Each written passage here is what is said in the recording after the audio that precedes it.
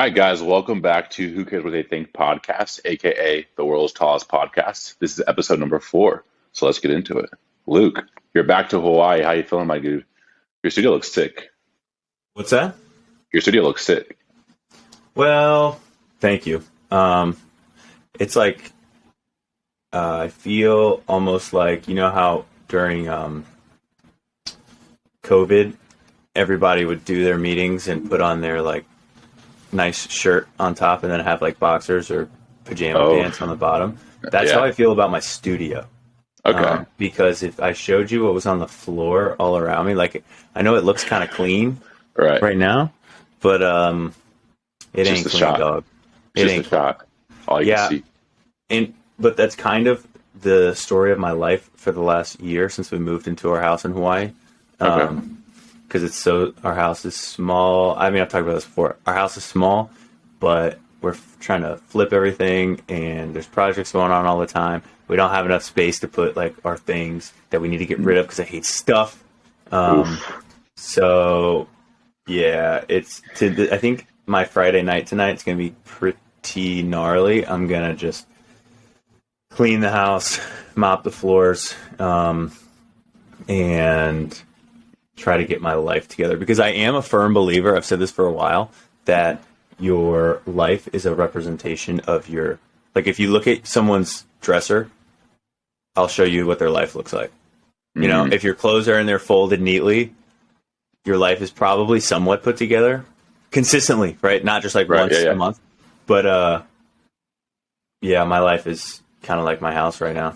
What if your clothes are always dirty because you wear too many clothes and never have anything in your drawers? What does that mean? Well, it means you don't do laundry, I think. Oh, true. What's up with you? Nothing much, bro. Just got back from my haircut, trying to look fresh for this weekend's run club. It's been like a chill Friday. I had an interesting morning. Did you see that crumble cookie video I posted earlier? Yeah. Bro, guess how long it took me to make that stupid ass video? An hour. 3, bro. So 3 hours.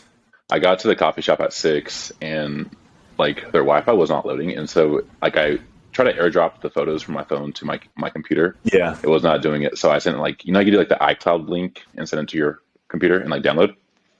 Sure. Well, their Wi-Fi was so trash that I was legitimately there for like 50 minutes and it hadn't downloaded, so I went to a different coffee shop.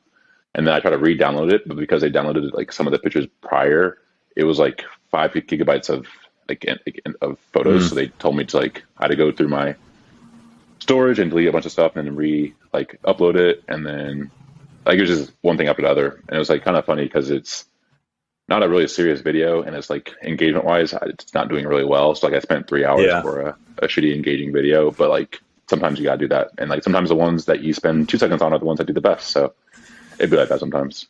You got the repetition in, though. That's what counts. Bro, reps. And I don't really do voiceovers, and I did a voiceover type of video, so that was a challenge in itself, having to think of what I'm going to say it in the right tempo, make sure I'm speaking clearly, making sure there's no other sounds around. It was just a whole process. It was interesting this morning. Yeah. What did you feel? Did it feel weird? I haven't done one myself, like a voiceover, but I imagine... Yeah. You have to kind of get out of your own head a little bit. Yeah. I've done them before, and it's just it's just not my style. I don't practice it very often. Yeah. I feel like it's kind of like vlogging. I'm comfortable with vlogging, but to look at a video and be like, oh, I need to voice over this is kind of, I feel like I can't, for me, it would be harder to do a voiceover for people do the reaction videos. Yeah. That I feel like I don't get my head for that one, but just talking about my day or what I was doing, it's not that hard to me. But just making sure that I'm speaking clearly and it actually makes sense, and it's it flows with the video. Dude, people that don't talk in front of a camera or haven't made any sort of content like that severely underestimate the difficulty that it is. Oh, bro, it's so hard. It's because I feel like most people hate the sound of their own voices, and I feel like if you do the sound of your own voice, this might be it. You might have some other things going on with your life. I just like that. But it is definitely I forgot how to vlog for a hot minute. I didn't vlog for 2-3 months, and then when I went to vlog again, I was like, holy shit, this is actually a skill. It's not something that I just do. It's something that I practice and got better at doing. What would you say to people that look at, because you have people like us, right, that see the value in content. Hmm. You more so than I mean, you've been doing it for a bit longer. But what would you say to the people that are the complete opposite, that are maybe mild consumers of content, but to them they're like, I mean, for lack of a better term, kind of like haters, where they're like, Yeah. you know, I just don't understand how people could wake up and like, oh, my morning's so perfect, and they're pouring coffee at 6:30 and they're going for their run, and like, what would you say to someone, I guess, about the utility behind doing something like that? Yeah. I guess that kind of leads into like one of our questions for the day is like, how do you stay authentic while creating content? Yeah, Um, I feel like for me, I'm not creating, I'm not doing things because I want to create content. I'm doing the things that I want to do, and I'm enjoying documenting that process. And so, hmm, like, this is naturally what I would do, even if I didn't have social media. But I also see the value in social media, and like, I guess what I would say to that person is, when's the last time did you watch TV and you actually watched the entire commercial, versus when's yeah, the last time you sat on your phone for hours and just scrolled through social media? And so I was like, dare to like question them and say, social media is more powerful than ads or marketing on television or commercials on television. So the chances for you to buy something from someone is more likely to be from an influencer or someone that you look up to or you follow yeah, than it is on a commercial. So that's kind of why I do it. And on top of that, as of recently, I've been getting a lot of messages like saying like, I started running because of you and like you've been inspiring me. And like, I never really saw myself as being someone who like, I guess I did see myself as being someone who inspired other people and like just pursuing their dreams. But in terms of like strictly running, that's kind of like funny to me because I'm not really like yeah, growing up. I never was a runner. Like you know what I mean? It's just a different type of feel. So yeah, it's also kind of cool to like do something out of my comfort zone and I'm allowing or helping other people get out of their comfort zone as well. yeah, yeah. There's that. I mean, that leads into like the value of social currency, right? Yeah. Is like, I guess you just hit on it a little bit, which is like the difference between creating and documenting. And there's a lot of value in the documentation process for if for no other reason than having this archive of things to go back and like either watch yourself for, I guess, like a memory bank, or two, for like, your kids or your grandchildren, like one day. Like I talk about this all the time, is that, if my grandparents had YouTube in the 30s, 40s, 50s, and they had videos, I would eat that up. I'd eat up everything that they put out because I just would want to have some sort of link between me and my grandparents, my great grandparents. And that was the line of thinking. The last time that I was in Charlotte, so this was before this podcast was even, a thought. I sat down for an hour with my mom and then an hour with my dad, and we recorded like an interview style like podcast where I pretty much just asked them about their life, which I encourage anyone everywhere to do. If you have the ability to do that, I think you should do it, because there's a lot of value, and you learn a lot about your parents, because now you're talking to them not necessarily just as their kid, but as kind of like, I don't want to say a stranger, but in a sense like a stranger, as in someone like, tell me about your life. Oh, I didn't know that. Like, can you talk more about that? Like, I learned so much about my dad in the process, and his like him being home. I knew he had been homeless at 16, but just like his timeline of like how he hitchhiked across Canada twice, Dang. Yeah. and with no money. It's just Dave. like, Yeah. yeah, just like cool stuff like that. I highly encourage people to do that. But the point of that is, it's a documentation, right? Because I didn't at the time plan to do anything with those recordings, and now that we have this, I might. But I know that their grandchildren and their great grandchildren are gonna love that. Right. No, for sure. Hopefully, my parents are able to have a relationship with their grandchildren, because we don't have kids yet. But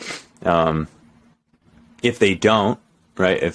If we're not fortunate enough for that, we have those videos, and I can be like, hey, here's what your grandmother was like, or here's your grandfather. So pretty cool. I also would even dare to venture to say like our grandparents' version of YouTube or like social media was like the photo books. Like, how many times have you gone back to your mom's house, your grandparents' house, and you like just go through those old big photo books or baby books that they have, and like that's their version of YouTube, and that's kind of what I view social media is for me. Is that's my Dude, modern day version of a photo book. that is a great link that you just made Yeah, right there. Is like it's that I love that. I think that that is a yeah, great analogy between it's like for people that are maybe skeptical to like, document things as far as right. like videos or putting together some stuff. Yeah, how many people do you know have like the whole VHS videos and they go and put that fucking tape in and watch Yeah, old like yeah, birthdays? You know what I mean? Like that's literally yeah. what YouTube is. Same thing. Bro, that's crazy. Yeah, that's awesome. On that, I guess you kind of hit on it a little bit already, but do you ever feel like you're not being Authentic. authentic? Yeah, in that? Yeah, I feel like I definitely like. There's times where I'm like, oh fuck, like what am I doing? I feel like it typically has to do with like when I'm trying to push myself. Like, so like, let's say I want to be like, oh, I don't want to smoke anymore. Typically, a lot of people say like if you have a goal to make it like public so other people know, so it kind of holds you accountable. Yeah, And so there'll be times where like I'm like, oh damn, like I don't want to smoke, and so I'll like post about it, and like a week later I'm like, fuck, dude, like I'm just gonna smoke, and I feel so bad, hmm, and so like I feel like I have gone through that phase, but I don't necessarily want to say that I'm not authentic. That's just me going through my journey and not following through with my goal or whatever I was going to said I did. yeah, Um, but I feel like that's a whole different issue. It's not necessarily. I think I feel like actually it's not being unauthentic. Because I talk about it even when I do fail. I think that's being the authentic part. I think just having to. Yeah, I don't know. I feel pretty authentic to be honest. I don't really fake shit. I don't like buy cars or yeah, like rent cars to like make videos. Like I'm not a big, yeah, very, very big clickbaity type of guy. I feel like I'm just like yeah, document my day to day life, my yeah, workouts. Like I'm someone who will do like a challenge. I'll do a workout challenge or like a food challenge to like get views, but I'm not gonna like change who I am to get views. yeah. And that's a good distinction because I think people here they're like, okay, I see the value in making videos or creating content from maybe a business perspective.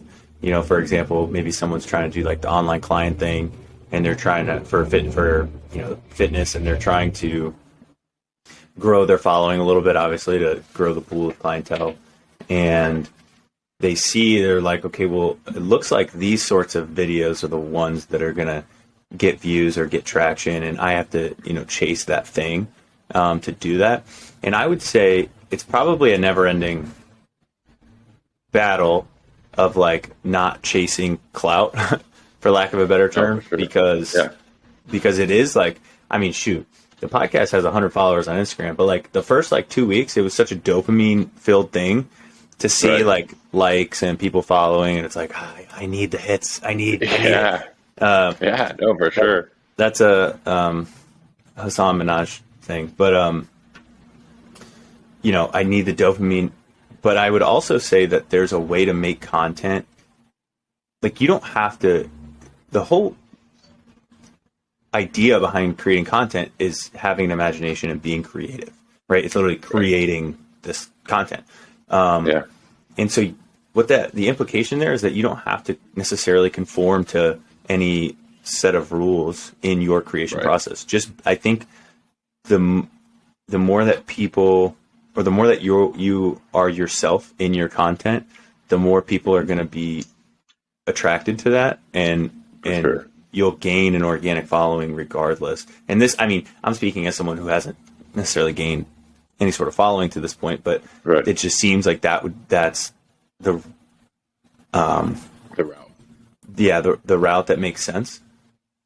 Yeah, I would agree to an extent. I feel like there's definitely like there's tried and true methods that work, but you just Yeah. turn it into your own Right. variation. So you just make it like you just make it how it would work for Phil, or you make it how it would work for Luke. Hmm. Because like let's say we started an Instagram today, right? Like the way I grew my following 5 years ago versus this past year is two different ways. Like 5 years ago Yeah. was all photos, but now it's reels, right? And so like Right. I could post photos and I could post dope ass photos, but it doesn't necessarily mean that I would grow as fast as I would. Yeah. And maybe I don't want to, like, maybe I just want to strictly post photos, so I have to just Yeah. take the slow route and slowly build. But if you want to, like, expedite the process, you have to follow some sort of trends, but also make Hmm. it your own. You can't just because it's such a saturated market. There's so many creators out there nowadays that by not being yourself, you're not going to stand out. So like you have to follow what's working, but then make it your own at the same time. Yeah, It's like a and remix. You so just got to make a remix song of it of whatever's working right now. how do you think? So, and that's a good. So, social media, business, whatever the case is, like everything changes over time. So 5 years ago, it was social media was pretty social media as a I don't want to say career, but like the basis of building a business was a very new thing. So Right, pretty much anything I think worked back 5 years ago as long as you were consistent. for sure. Like you could do whatever it was, just be consistent, and I think you'd have an avenue to success. Now it's much more calculated, and everyone always talks about the algorithm and Yeah. catering to the algorithm. So right now it's reels, and I know a lot of it is like you know one on one to the camera. Like I'm talking Hmm. to the camera, I'm saying here are the three things, blah blah blah. Right. I got my captions, my subtitles on the Right. screen. Screen. Yeah. Where do you think? But that's now getting super saturated. So Hmm. where do you think it might be headed? Next. Yeah, like what would be the next thing? Like how do you continue to stand out? This is something I was thinking about yesterday, and I don't know what the answer is. Yeah, that's a good question. I saw this video yesterday, and it was talking about like how social media is so interesting. Like on Instagram, if you want to grow, you need to be Hmm. posting reels. But if you want to grow on TikTok, TikTok is now pushing like the swipe photos, and so like Mm. it's crazy how like they kind of flip flop. Like TikTok is now photos, and Instagram is now video. Honestly, Wow. I have no idea where like what Yeah. I don't know. I'm just riding the wave, and then once I see the next wave, I'm gonna hop off the wave and ride the next one. And like Yeah. it's kind of interesting. I feel like I got on the TikTok wave when I started, and I fell off. So like I grew on TikTok really really fast when I first like started it. Yeah. I had like a viral post that got like 4 million views. And I grew to like I literally went from like 2,000 followers to like 35,000 followers in like 2 days. It was talk about a dopamine hit. That was ridiculous. It's like to Yeah. refresh my page and see like 1,000 new followers. Like I remember Yeah. it literally went from like 6,000 to 10,000. I went to work out and I came back and I was at 10K. I was like, bro, I missed 4,000 followers. So like Yeah. it's I would say like for whatever the next wave is to be very very consistent, to listen and to like double down on that new platform that's may not necessarily be the next big popping thing, but is big enough to like you could blow up on TikTok and then it'll blow up all your other social media platforms, and like that's what I'm looking for the next wave of social media. Yeah. Yeah. You grew. I remember when you just like kind of restarted TikTok recently, right? Yeah, I looked at your TikTok and it was like you didn't have that many followers. Like, yeah. and then I looked like a week, like last week, and how many do you have right now? I think I have like I don't know. I could look, but okay. So you might see my old TikTok page. I have two TikToks. Oh, Um, yeah, I have 37,000 followers. okay. But I had a video that went viral. It was like a gym skit. It was like me walking out of my room, and like Yeah. I was wearing gray sweatpants and a This is t-shirt, and with like my girl. this is with, yeah, yeah. And was like, no, you can't wear that.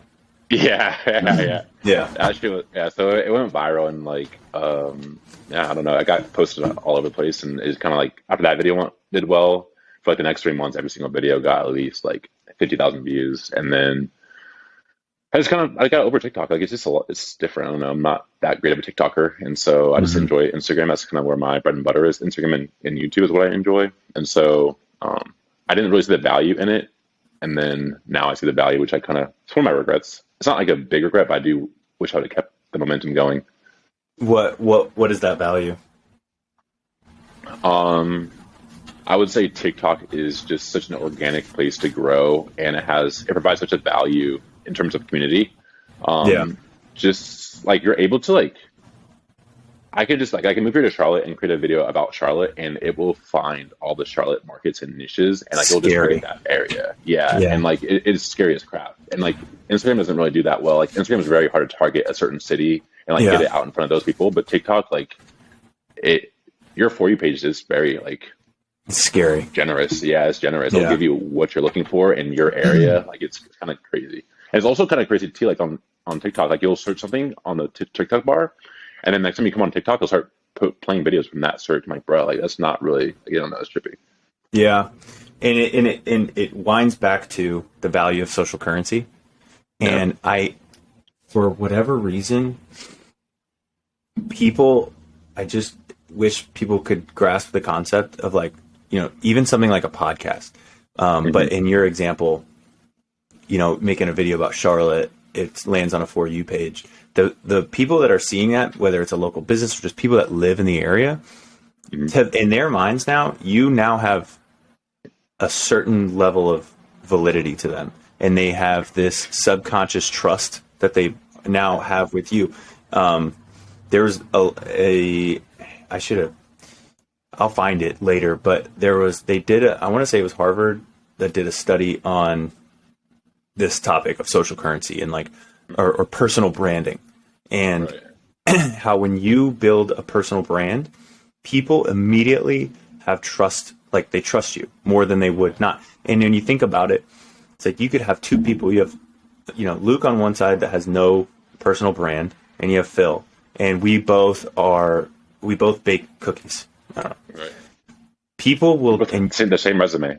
Yeah, same exact resume, and however people know that, but when they go to our social medias and they see that I have 4 videos talking about, maybe one is like a picture of me and congrats to Dan and Sydney for your getting married. It's like picture at somebody's wedding, and then maybe a couple cookies here and there, and I got the link in my bio of like, oh, order cookies here, and then you have 3-4 scrolls worth of videos, and you're talking about cookies in the process of baking cookies. Now you have gained people's trust over me simply because of that personal branding. So it's such a powerful thing.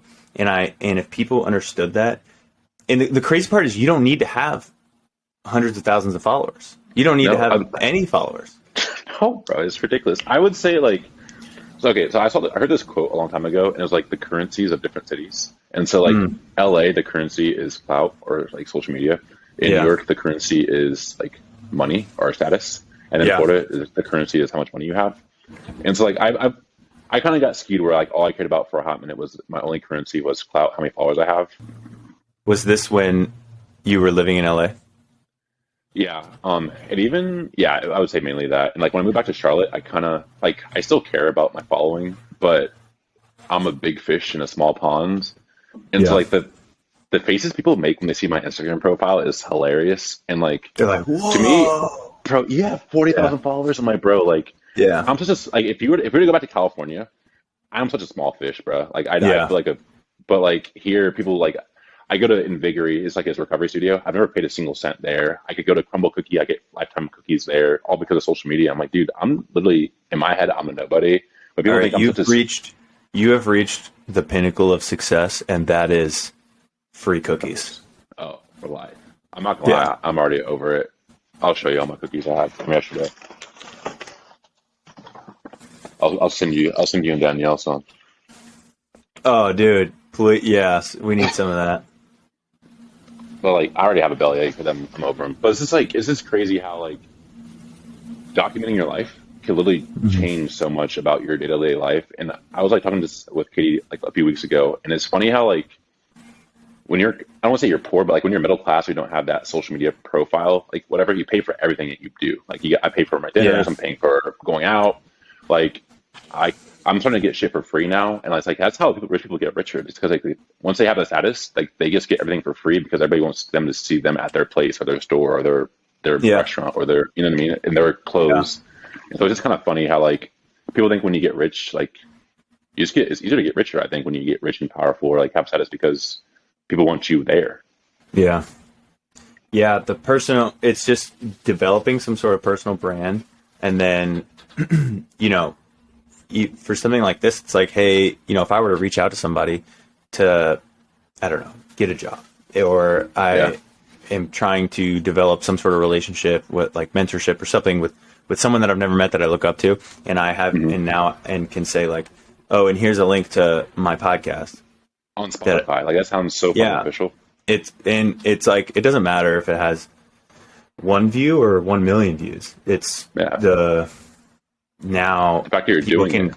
consume this content. They see the actions Hmm. being taken, but the content itself is a bridge for building trust How in hard was it for you to start the podcast, or for us to start this podcast, in your opinion?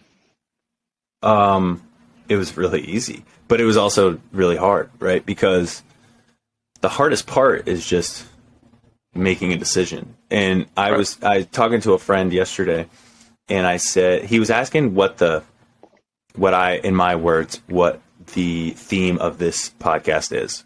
Yeah. And to put it bluntly, I'd say the theme of this podcast is trying to help people understand that the things that they want in life are a decision away. For sure.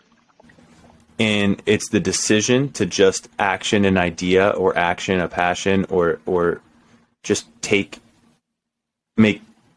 create momentum towards something that will get them to the things that they want. So I would say it was, in hindsight, easy, because it's like, well, we just kind of set up and chat for an hour, and that's it. Right. But also hard in the sense, because it's like we all get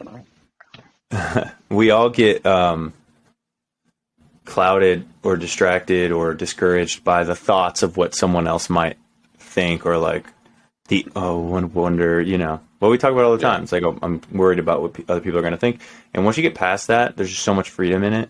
And now the hardest part is, I would say, the discipline to stay consistent. Yeah. What do you, okay, so when you started this, did you have an end goal in mind, or was it just like, let's just do it and see where it goes? No, let's just do it and see where it goes, right? Because it'd been a long time since I had done something creative for the sake of being creative, right? Especially as someone that is always thinking about, how can I make more money, or like, what's the next like thing that we can do, or like try to just like always trying to move the ball forward. And with this, it was like, this is something that I really just want to do. It's a lot of fun, and we'll see where it goes. If it goes somewhere, great. If not, that's okay too, because it's just fun and I enjoy doing it, and it's giving me a lot of life outside of my, day-to-day stuff. And I feel like doing things like this, like it's building a skill that you wouldn't have. And like, let's say this doesn't lead to anywhere. You now have like an understanding of producing and content creation and editing and like social media. Like you're learning so many different things about yourself. And that's kind of like where I think that's what kind of like I'm learning about my journey is like, I have so many people who've reached out to me to be like a videographer or photographer. And like, I'm not naturally that, but like, I'm confident enough because I've done it for myself. I'm like, oh shit, I'll figure it out. And like, I don't create this amazing, like, maybe I'm being hard on myself and I need to have more grace, but like, I'm not creating the best content out there. But to some people, they're like, holy shit, this is amazing. But like, they also just have a high quality camera, and I invest in myself, and like, I'm confident in myself to say yes, to go try opportunities I typically wouldn't do or wouldn't have had if I didn't start this social media journey. Well, and that's the distinction too, is that people are failure averse. They don't want to fail at something. So because they don't want to fail at something, they don't try. But I think when you learn, you always talk about like fail fast, right? Like, I think what you learn, that like failure is not the end of your life, and that it's okay. And you actually want to fail because that's how you figure stuff out, and that's how you get better. I think a lot more people, if they could understand that, would action things and jump into things, and that's the differentiator between people that win and people that don't. If you never failed, how cocky would you be? Oh, I mean, crazy, right? Like, yeah, because but maybe rightfully so. If you never fail at anything, maybe you have grounds to be arrogant. I feel like you do, because like you know, like you always win. So I was having this thought last week while we were in Raleigh, which for a long time, family hasn't, for me personally, been on like the highest priority as far as proximity, like where we live. Mm. And because in my mind, it's like, well, I grew up and now I'm doing all these things and I want to see the world and I want to go live in these different places, Mm-hmm. which is still like a valid way of thinking, but also important. Our parents are in their 60s. Right now, we see them once a year, maybe. So if that holds true, that means that if they die at the average age, I might see my parents 15 more times before they die. And when I framed it like that, it kind of was like a gut punch. And really changed how I viewed where we move next. And because of that, I don't want to take for granted my family, and my family is like the most important thing to me. And so because of that, it's like, hey, well, do we like Raleigh? Yes. If we move to Raleigh, we kind of open up the doors to be with family a lot more and not squander the time that we have remaining. And yeah, I never thought we'd go back to North Carolina, but that's definitely where it's leaning right now. Damn, that's crazy. I respect you for that, to be honest, because I feel like I would make that decision for my family. I'd say, like, I'm gonna do me, and I want to enjoy my life, just how you guys enjoyed your life. Yeah, which is kind of how we were, or how I was thinking, but at the same time, it just comes down to, I think, what's important to you, and what you value. And for me, saying that I value family, which I do, and then to try to really conceptualize that we may not, we might see them 15 to 20 more times. That like, it's like enough to make you sick kind of thing. And, right. Yeah.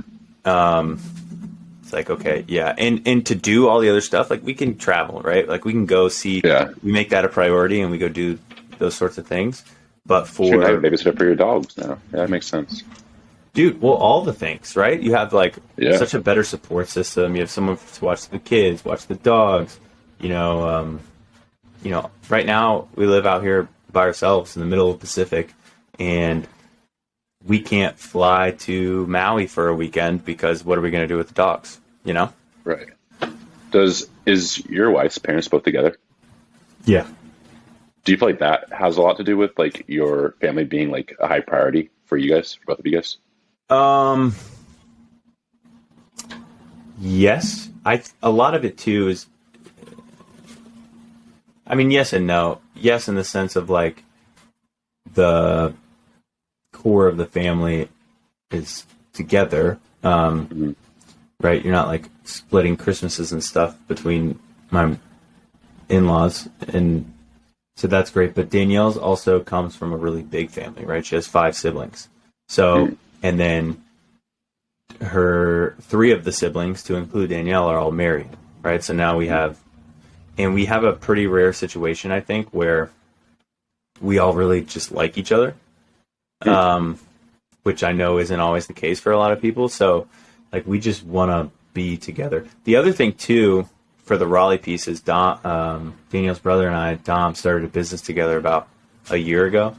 And being in the same location is, like, massive for that. Yeah. Just makes things easier. So that's, I don't know. We'll go and we'll be in Raleigh, and if we hate it, we'll go somewhere else. But I think that's where we're leaning right now. Bro, I'm proud of you. Like, on like one, obviously being happily. Well, I can't say you're happily married, but it seems like you're happily married. But like, I feel like you've found yourself in like a relationship where like not only is the person you're married to like a cool person, but like their family is also like really cool. And I feel like that's a rare case. I feel like I hear a lot about like, oh, I hate my in-laws, or like they're like blah blah blah. Yeah. Like, it's really cool that I feel like you seem to get along with her family, and I feel like they seemed to have like similar morals and like just lifestyle views. I can't necessarily say her parents, but at least her brother, it seemed like has like somewhat similar views to life as you do, and I think that's really cool, and that's like a blessing to have. Yeah, we'll have to get Dom on the pod at some point. He's okay. I don't want to say too many good things about him. You know, Dom Mazzetti? Yeah, it's a Mazzetti, right? Dom Mazzetti. Mazzetti, yeah. Is that what's his last name? What's Daniel's? No, Don. Oh, D'Antona. That's kind of close. D'Antona. It's Italian enough. Dom Mazzetti was like the first fitness personality on like YouTube. Did you read his book, The Holy Bible? No. But the title is enough to like. It's awesome. Everything that the brand that guy built is awesome. Is he still doing stuff? Yeah, he actually just posted a video like a couple months ago about like it was like some anniversary for him. I don't know which one it was, but it's hilarious. Yeah, funny guy. Maybe we'll get him on the pod. That'd be love. I feel like one day we get Joe Rogan on the podcast. Imagine we pull up to Houston or Austin to Joe Rogan's studio. That'd be sick. I feel like that's Does Joe Rogan go on other people's podcasts? No, right? Yeah, he does. No, he does. He does. Yeah. Oh, dude, that's a content machine right there. Bruh. The operation, it's all because they got a producer. Jamie. Speaking of, we're currently looking for a producer. So if you're on the Jamie level or you think you have the potential to be, listen, reach out to Luca Russ, me. Here's what it comes down to, Phil. Does somebody want to be on the ground floor of a revolutionary platform? The Who Cares What They Think podcast? Man. Because right now is the people waited till Bitcoin was at $70,000 and then, I should have bought. Should have, right? Would have. But it was the action takers that bought. They didn't expect to get a return immediately, but they knew down the line their investment would pay off. Man. And the same is true for the Who Cares What They Think podcast. If someone's talented as a producer and they want to join a team, it's going to make them better, motivate them, inspire them. Well, just send your resume. You're not going to make a nickel right now, and that's okay. We don't either. No, we're just having fun. What? We'll pay you. Well, I'd be willing to throw a nickel a month. I'll throw a nickel a month to you. There you have it. Bro, that's a solid 60 cents a year. There you have it. For 60 cents a year, you will be paid to be a core member of this team. And I could think of nothing more valuable. Man, would you rather have a table with 2 legs or 3? I guess it depends on how they're configured. Although in that same breath, I can't. It's hard enough for you and I to coordinate a time to sit down. No. So I can't imagine having a third. But who knows? There's a way. Yeah, sucks about your camera. But for those that are just listening, I am just looking at myself right now. Phil's camera. Phil is a very expensive camera that he doesn't know how to use.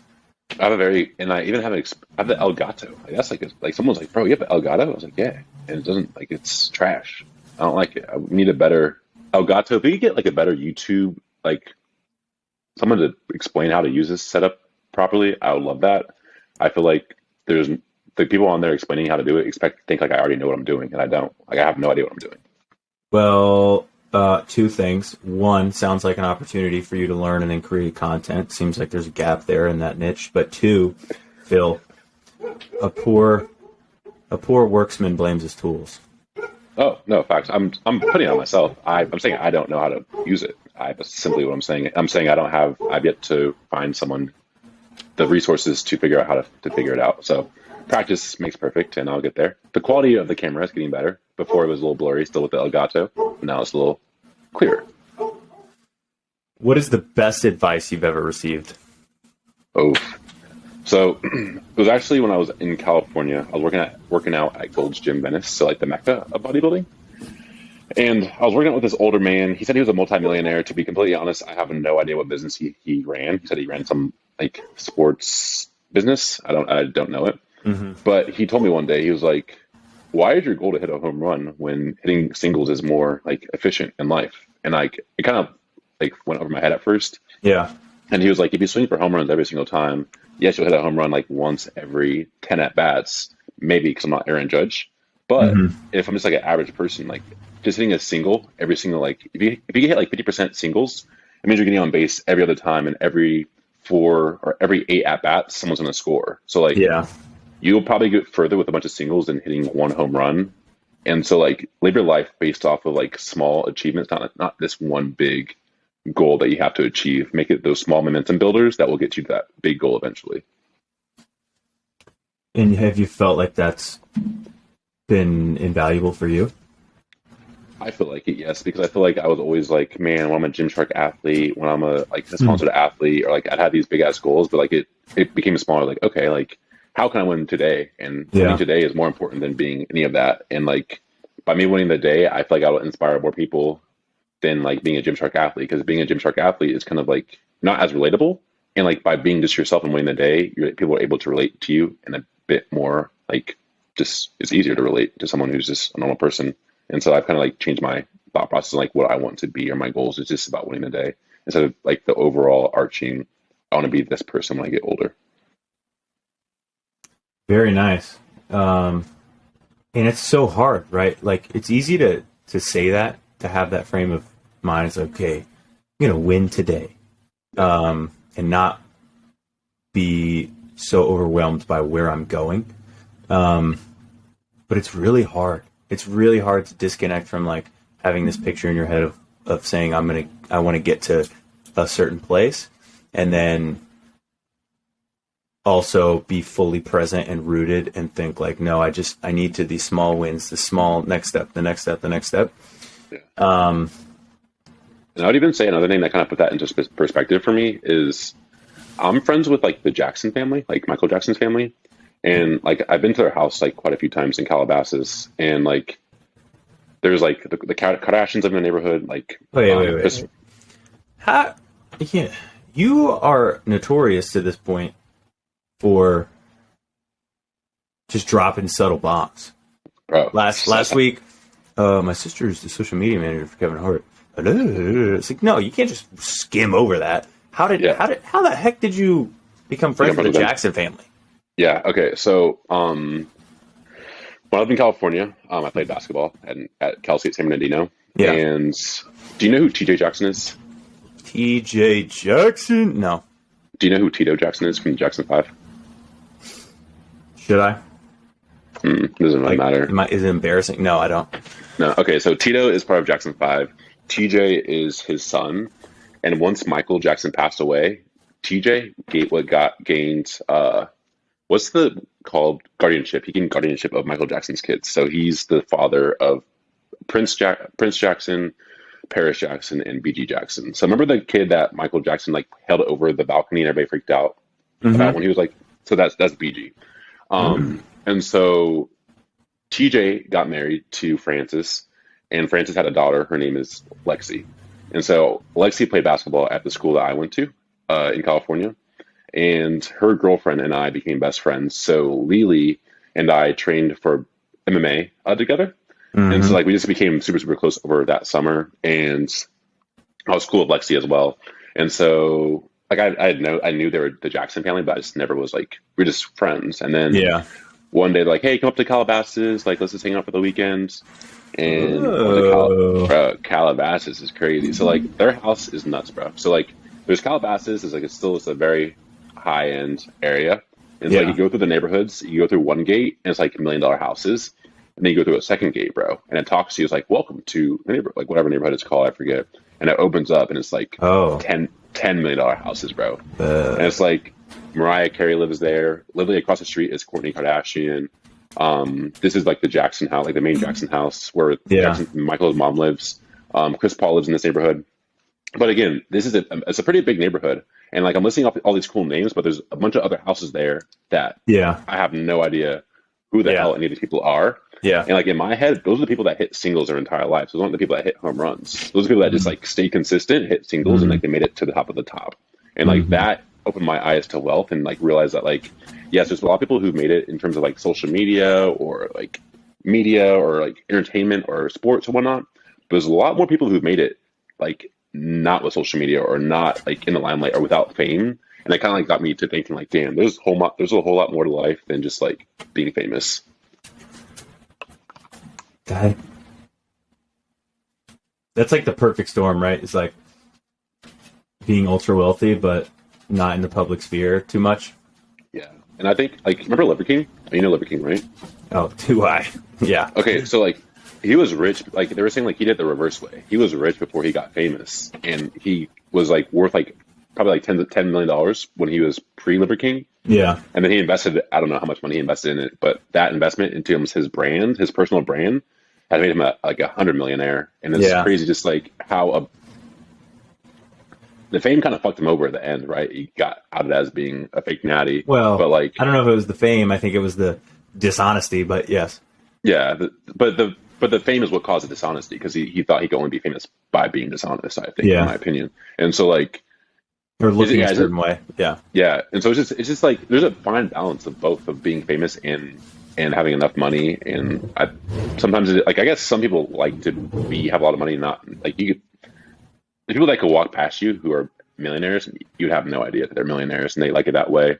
And so I guess it's kind of just depends on how you want to live your life and like your values and goals and like your end goal. It's like for me, I want to inspire people. That's how I envision myself. So I kind of have to. I don't have to do anything, but makes sense for me to use social media as a platform.